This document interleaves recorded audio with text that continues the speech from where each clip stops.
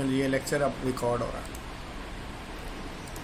अच्छा बेटा, मैं आपको बता रहा था कि कल जो है वो हमने पढ़ा था जो है वो ट्रांसपोर्ट ऑफ ऑक्सीजन, कि कैसे ऑक्सीजन जो है बेटा फेफड़ों से टिश्यू तक जो है वो ट्रांसपोर्ट होती है।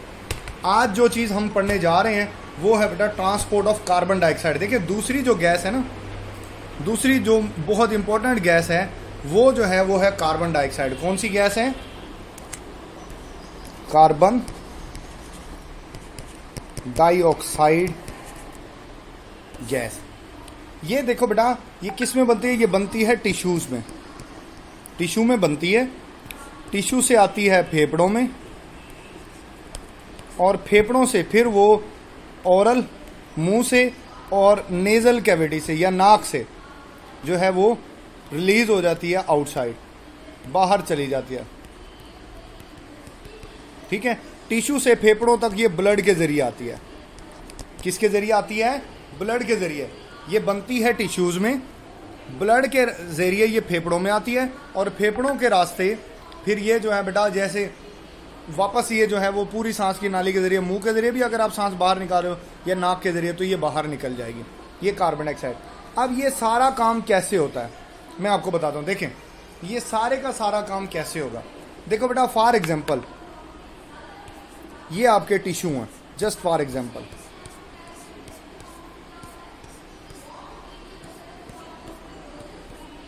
ये आपके टिश्यू हैं, जस्ट फॉर एग्जाम्पल। आप एग्जाम्पल के तौर पे मैं बता रहा हूं कि ये टिश्यू हैं।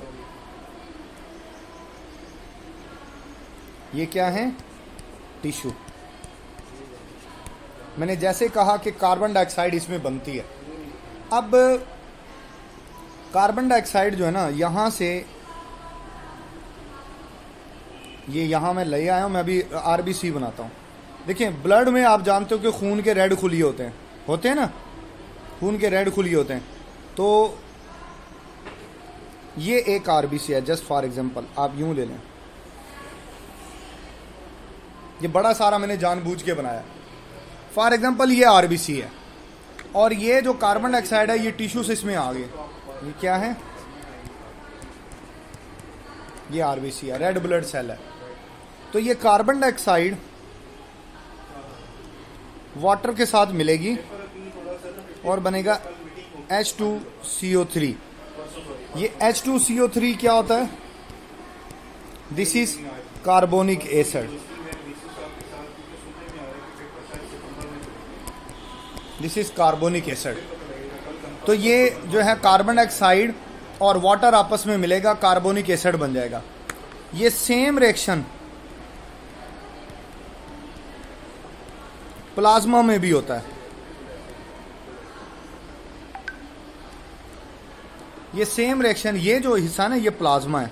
आरबीसी के बाहर जो हिस्सा होता है वो प्लाज्मा वाला हिस्सा होता है। ठीक हो गया। ये कार्बन डाइऑक्साइड जो टिश्यू से निकली प्लाज्मा में भी जुड़ सकती है, आरबीसी के अंदर भी हो सकता है ऐसा रिएक्शन। लेकिन ये आरबीसी में रिएक्शन ज्यादा होता है। आरबीसी में ये रिएक्शन ज्यादा होता है। आरबीसी में ये रिएक्शन ज्यादा होता है। क्यों ज्यादा होता है? क्योंकि आरबीसी के अंदर एक एंजाइम होता है बेटा, उसको कहते हैं कार्बोनिक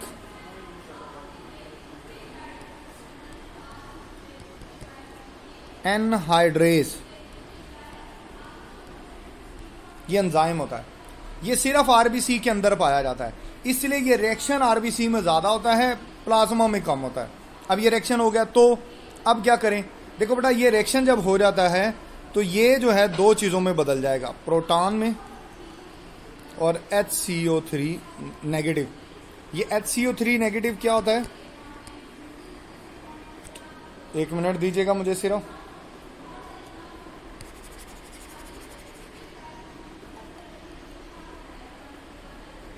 H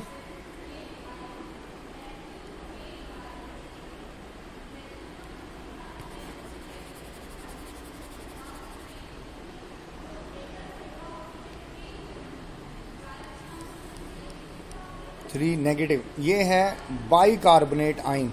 बाई कार्बोनेट आइन, ये क्या है? ये है बाई कार्बोनेट आइन है। ठीक है ना, ये बनेगा। ये बाइकार्बोनेट आयन जो है वो अब आरबीसी से बाहर निकल आएगा और क्लोराइड आयन इसके बदले में अंदर चला जाएगा, क्योंकि बैलेंस करेंगे ना, ये आयन बैलेंस रहेगा। अब ये बाइकार्बोनेट आयन बनता तो आरबीसी में, लेकिन ट्रांसपोर्ट किसके जरिए होता है? प्लाज्मा के जरिए, क्योंकि आरबीसी के बाद सारा ब्लड प्लाज्मा है। बातें समझ आ रही हैं आपको?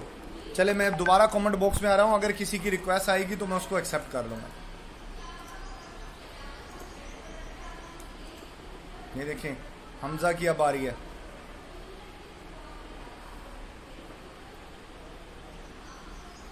मेरी बातें समझ आई हैं आपको?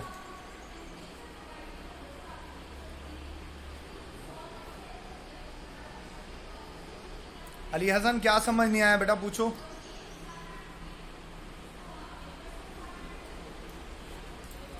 जो बात समझ नहीं आई पूछ ले। हाजिरी लगेगी बेटा, अटेंडेंस जो है वो लेक्चर के एंड में लगेगी। अच्छा ब्लड प्लाज्मा दोबारा बता, मैं बता देता हूं। देखें मैं असल में 3 रीजन बना रहा हूं।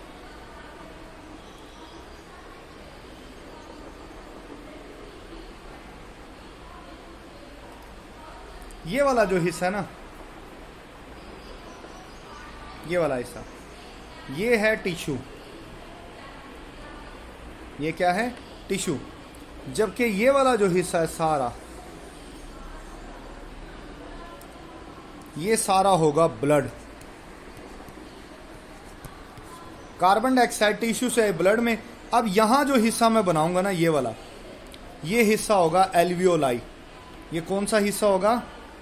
एल्वियोलाई। आप जानते हो कि एल्वियोलाई फेफड़ों में होते हैं, ठीक है ना। जैसे मैंने कहा कि टिश्यू से फेफड़ों में आनी है कार्बन डाइऑक्साइड ने, और किस फॉर्म में आ रही है वो आ रही है बेटा, वो आ रही है बाइकार्बोनेट आयन की फॉर्म में। वो आ रही है बाइकार्बोनेट आयन की फॉर्म में, ये आ रही है ना, बाइकार्बोनेट HCO3 नेगेटिव, इस आयन की शक्ल में जो है ये आ रही है। अब यहां पर जब ये लंबा फासला तय करने के बाद जब यही ब्लड आरबीसी की शक्ल में जो है बेटा एल्वलाई के पास पहुंचेगा, तो यही बाइकार्बोनेट आयन जो बाहर निकल आया था वापस अंदर चला जाएगा और क्लोराइड आयन बाहर आ जाएगा, ठीक है ना। यही दोबारा प्रोटॉन के साथ अटैच होगा और तब्दील हो जाएगा H2CO3 में, जैसे ये पहले बना था कार्बोनिक एसिड। फिर ये दोबारा कार्बन डाइऑक्साइड और वाटर बनेगा, ठीक हो गया। अब ये कार्बन डाइऑक्साइड बाहर आएगी और जो है बेटा ये चली जाएगी एल्वियोलाई में। बाज़ औक़ात ये वाटर भी आ जाता है, और ये वाटर भी आप देखो ना, आपकी सांस में नमी होती है, वो यही वाला वाटर होता है। तो ये कार्बन डाइऑक्साइड, मतलब इसने सारा फासला बाइकार्बोनेट आयन की शक्ल में किया।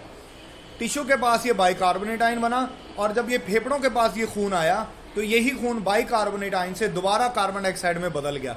असल में कार्बन डाइऑक्साइड को सिर्फ ट्रैवल करने के लिए अपनी शक्ल में तब्दीली की, सफ़र तय करने के लिए, और सफ़र तय करने के लिए वो बाइकार्बोनेट आयन में बदली। ये देखें ना, ये बाइकार्बोनेट आयन, लेकिन जैसे उसका सफ़र ख़त्म हुआ फेफड़ों के पास आके, ये बाइकार्बोनेट आयन दोबारा कार्बन डाइऑक्साइड में बदल गया, और ये कार्बन डाइऑक्साइड अब यहाँ से आउटसाइड चली जाएगी, यानी आउटसाइड दी बॉडी जो है वो मूव कर जाएगी। बेटा 70% कार्बन डाइऑक्साइड इसी तरह मूव करती है। 70% कार्बन डाइऑक्साइड इसी तरीके से जो है ये मूव करती है। कितने परसेंट?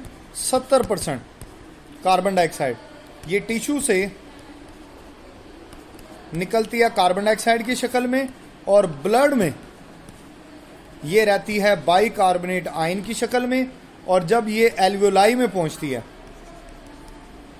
एल्वियोलाई में दोबारा कार्बन डाइऑक्साइड बन जाती है और बॉडी से बाहर चली जाती है। टिश्यू से ये ब्लड में एंटर होती है। ये इसका तरीक़ेकार होता है। टोटल 70% इसी के थ्रू ट्रांसपोर्ट होती है।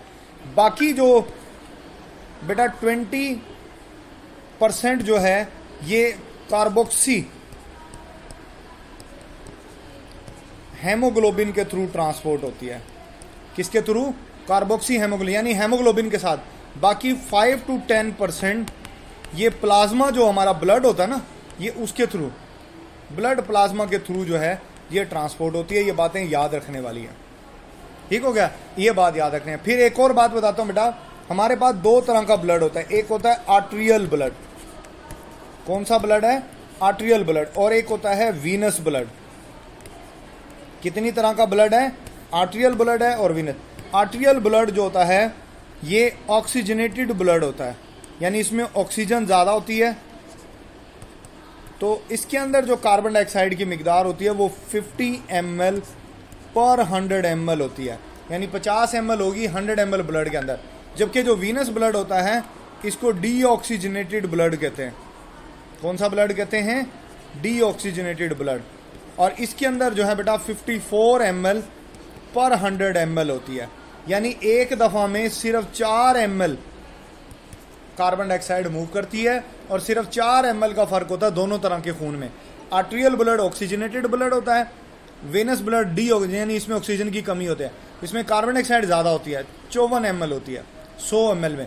100 ml इसका मतलब है 100 ml का अगर खून हो तो उसमें 54 ml मिक्स हो जाती है कार्बन डाइऑक्साइड, और आर्ट्रियल ब्लड में ये कम हो जाती है। ये बेटा आज का हमारा टॉपिक था, आप इसको याद करेंगे।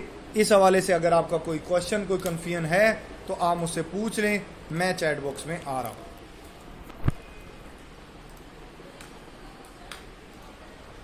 देखो रिजवान अली साहब अब तशरीफ ला रहे हैं जब टॉपिक एंड हो गया।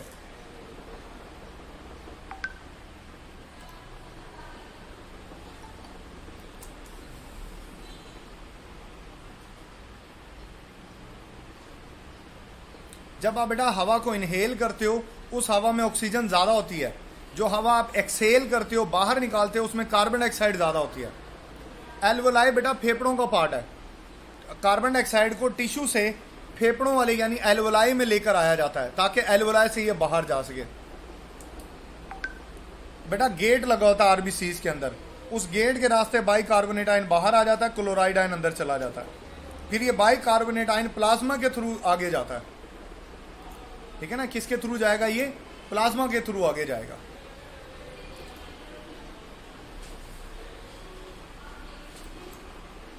ओके बेटा, चले यहीं पर हम टॉपिक अपना वाइंड अप कर रहे हैं। ठीक है, मैं ये यहीं पर छोड़ूंगा और अटेंडेंस जो है ना वो अभी मैं आसिफ साहब को भेज रहा हूँ, वो आपकी अटेंडेंस अभी ले लेते हैं।